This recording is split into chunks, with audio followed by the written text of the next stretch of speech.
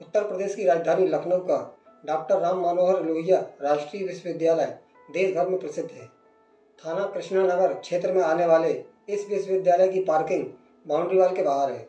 23 मार्च 2019 को जब morning walk पर निकले कुछ लोग उधर से गुजर रहे थे तो उन लोगों की निगाह फुटपाथ पर पड़े एक बड़े से बैग पर चली गई।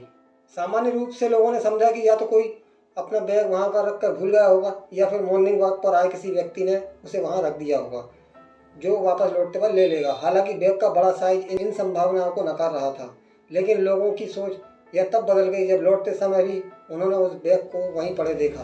बैग में विस्फोटक रखे होने की आशंका के चलते किसी ने उसे हाथ नहीं लगाने की हिम्मत नहीं की। इससे बेहतर यही था कि पुलिस को बुला लिया जाए। ऐसा ही किया भी गया। सूचना मिलते ही थाना कृष्णानगर के प्रभारी दिनेश मिश्रा अपनी टीम के साथ मौके पर पहुंच गए। पुलिस ने बैग खोला तो उसके होश उड़ गए। बैग में 30 से 40 साल की किसी महिला का सिर, दोनों पैर और दोनों हाथ थे। बैग में 521 प्रीमियम राइस की 25 किलो की बोरी और बेबी क्लब का बैग निकले। चावल की बोरी में महिला के पैर और सिर था, जबकि बेबी क्लब के बैग में दोनों हाथ रखे हुए थे। मृतका ने सोने की अंगूठी पहन रखी थी और एक हाथ पर टैटू गुदा हुआ था। फिलहाल पुलिस के हाथ सबसे बड़ा सवाल यही था कि महिला के धड़ को कहां और कैसे खोजा जाए। पुलिस और क्राइम ब्रांच की दोनों टीमों ने धड़ को खोजने की कोशिश की। इसके लिए डॉग स्क्वाड की भी मदद दी गई, लेकिन कोई फायदा नहीं हुआ। एसएसपी कलानिधि नैथानी और सीओ लाल प्रताप सिंह भी वहां पहुंच गए। उन्होंने भी लाश के टुकड़ों और उस जगह को अपने नजरिए से देखा और समझा। प्रथम संभावना में उस महिला को घरेलू हिंसा की शिकार माना गया। अंततः बाद में बरामद अंगों को पोस्टमार्टम के लिए भेज दिया जाए और जितनी संभावना हो सभी की सिलसिलेवार जांच की जाए। पुलिस ने केस दर्ज कर आसपास के सीसीटीवी कैमरों की फुटेज भी खंगाली। साथ ही जो भी तरीके हो सकते थे पुलिस ने उन तरीकों से महिला की पहचान कराने की कोशिश की। साथ ही धड़ की खोजबीन भी जारी रखी। जिस जगह बैग रखा मिला था उसके आसपास की छानबीन में पुलिस को लाल स्याही के हाथ से लिखे एक पत्र के दर्जनों टुकड़े मिले, जिन्हें समेटकर सावधानी से रख लिया गया। एक प्रत्यक्षदर्शी ने बताया कि अल सुबह 4 बजे जब वह मॉर्निंग वॉक पर जा रहा था उसने एक व्यक्ति को पीठ पर बोरा लाद कर जाते हुए देखा था। इतना ही नहीं, उसने फुटपाथ पर बोरा भी उसके सामने ही रखा था।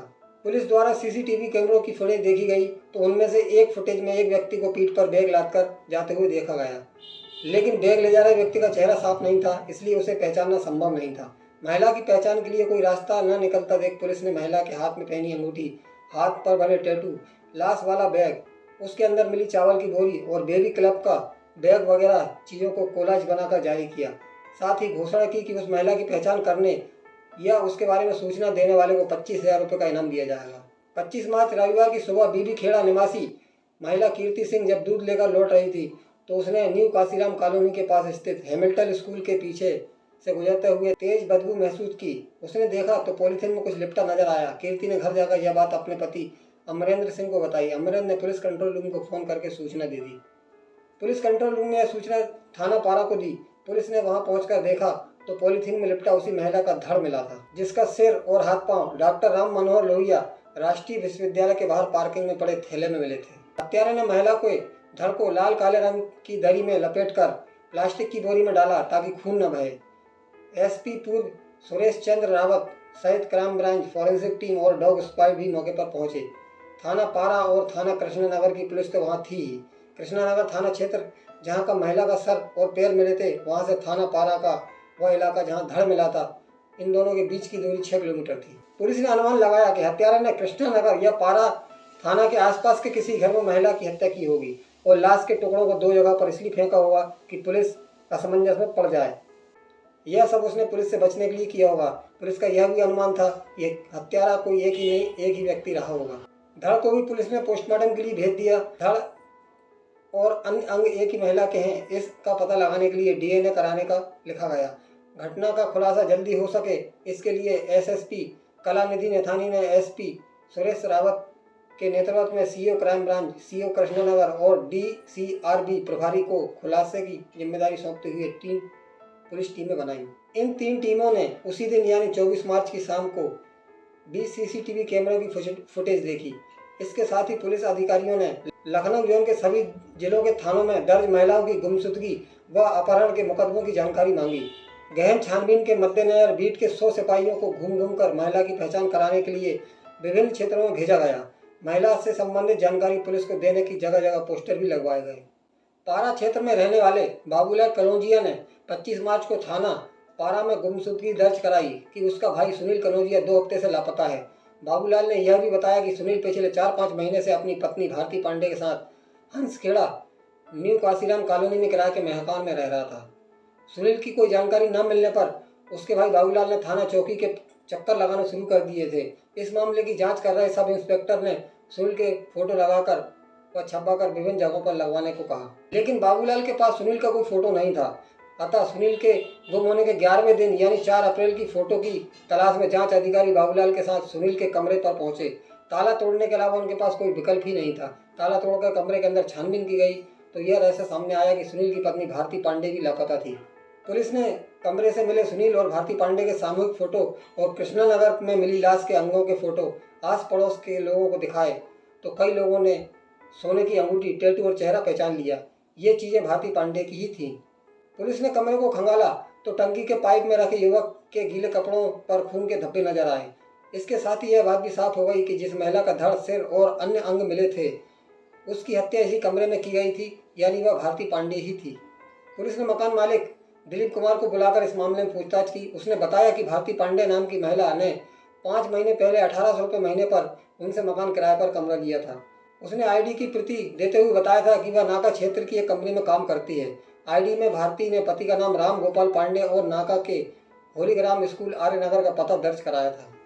इस पर पुलिस ने नाका क्षेत्र में राम गोपाल की तलाश शुरू कर दी थी।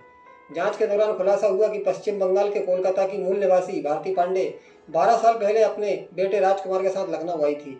उसने राम गोपाल पांडे से दूसरी शादी की थी। बाद में उसने राम गोपाल को छोड़कर सुनील से शादी कर ली थी। सुनील से भारती को कोई बच्चा नहीं था। भारती ने पहली शादी कोलकाता में और दूसरी शादी गोंडा के कर्नलगंज निवासी राम गोपाल पांडे, जो होलीग्राम स्कूल का रिक्शा चालक था, से की थी। राम गोपाल पांडे ने भारती के बेटे राजकुमार को अपना लिया था। तीनों लोग नेवाज खेड़ा में रहने लगे थे। इसी इलाके की एक चाउमीन फैक्ट्री में काम करके घर के खर्च में हाथ बढ़ाने लगी थी। इसी बीच उसने 2 बेटियों चांदनी व लक्ष्मी को जन्म दिया था। सब की शिनाख्त के लिए पुलिस की एक टीम भारती पांडे के दूसरे पति राम गोपाल पांडे की तलाश में गोंडा भेजी गई। पुलिस राम गोपाल व उसकी एक बेटी को लखनऊ ले आई। राम गोपाल ने बैग में मिले शरीर के टुकड़े की पहचान अपनी पूर्व पत्नी भारती पांडे के रूप में कर दी। राम गोपाल ने पुलिस को जानकारी दी कि भारती के पहले पति का बेटा राजकुमार पश्चिम बंगाल में अपनी ननिहाल में रहता है। कोलकाता से आई भारती 8 साल राम गोपाल की पत्नी बनकर उसके साथ रही। इसके बाद उसके संबंध सुनील कनौजिया से हो गए। भारती का हाथ थामने से पहले सुनील ने अपनी पहली पत्नी से नाता तोड़ लिया था।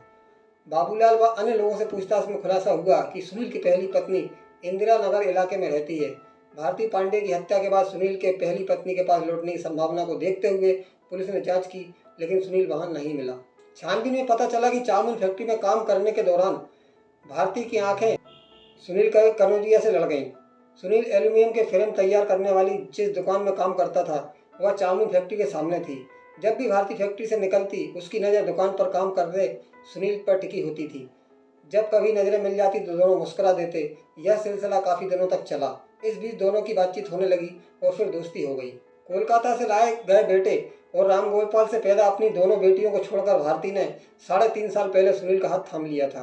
राम गोपाल ने दोनों बच्चियों की देखरेख के लिए भारती को काफ़ी समझाया था, लेकिन उसके सिर पर चढ़े इश्क के भूत के आगे उसने हार माननी पड़ी।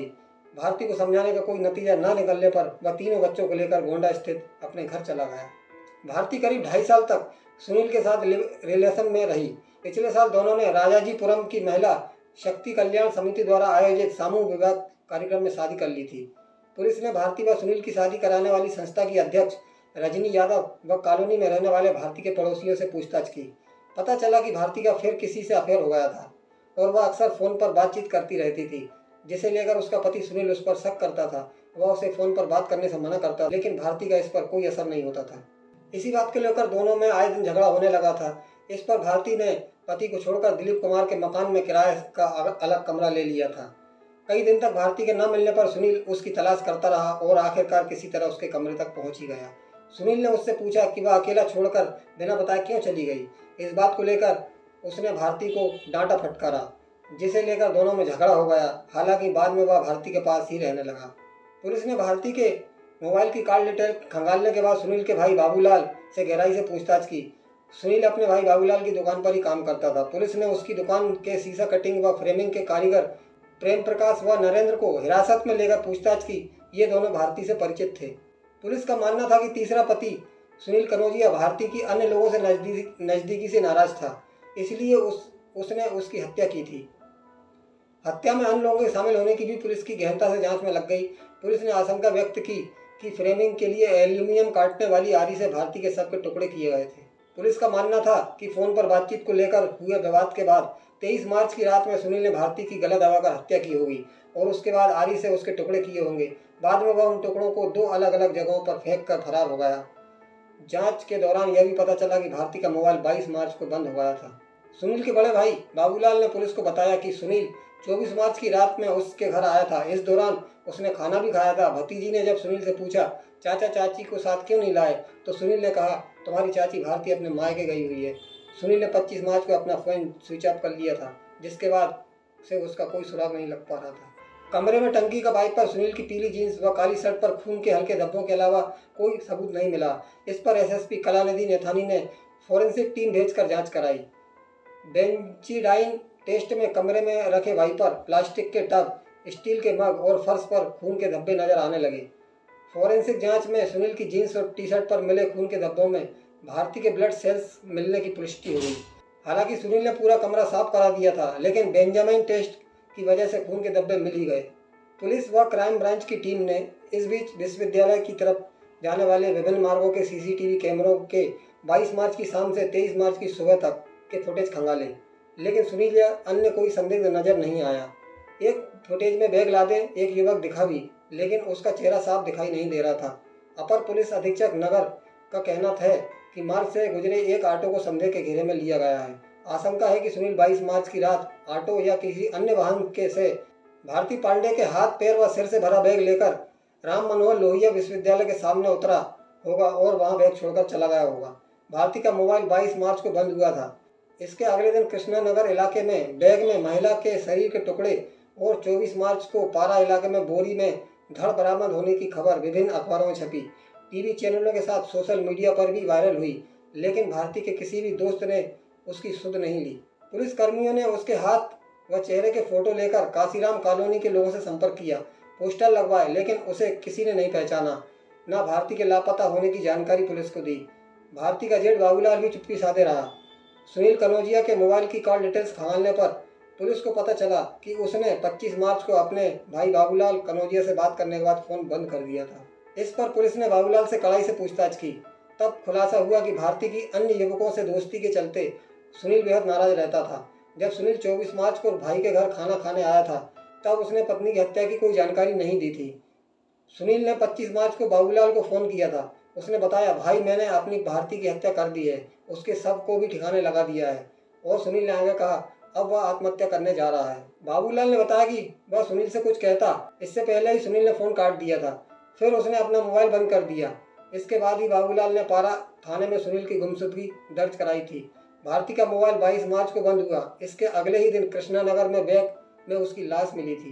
भारती की हत्या कर शव के टुकड़े करने के मामले में पुलिस आरोपित पति सुनील की लोकेशन का पता नहीं लगा पाई है।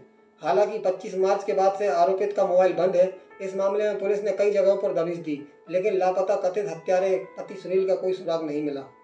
इंस्पेक्टर कृष्णानगर दिनेश मिश्रा के मुताबिक मामले की छानबीन की जा रही है। महिला के जेठ बाबूलाल से कई चरणों में पूछताछ की गई है। तो दोस्तों, ये थी आज की कहानी। कपड़ों की तरफ प्रेमियों को बदलने वाली स्वार्थी भारती ने भी अपने बच्चों की तरफ भी ध्यान नहीं दिया। उन्हें छोड़कर उसने अपने पति तीसरे प्रेमी के साथ शादी रच ली, लेकिन जब वह चौथे प्रेमी से इश्क लड़ाने लगी तो उसे अपनी जान गंवानी पड़ी। उसके तीसरे पति ने उसकी हत्या कर उसकी लाश को टुकड़ों में बांट दिया। तो आजकल आपने ज़्यादातर यही घटनाएं सुनने को मिल रही होंगी आपको। तो पता नहीं कहाँ इनका महिलाओं का दिमाग चला जाता है और क्या है इनके दिमाग में चलता रहता है कि ऐसी क्यों भटक रही हैं। तो दोस्तों, ये थी आज की कहानी। अगर आपको ये कहानी अच्छी लगी हो तो प्लीज़ इस वीडियो को लाइक शेयर सब्सक्राइब जरूर कर दें। धन्यवाद दोस्तों।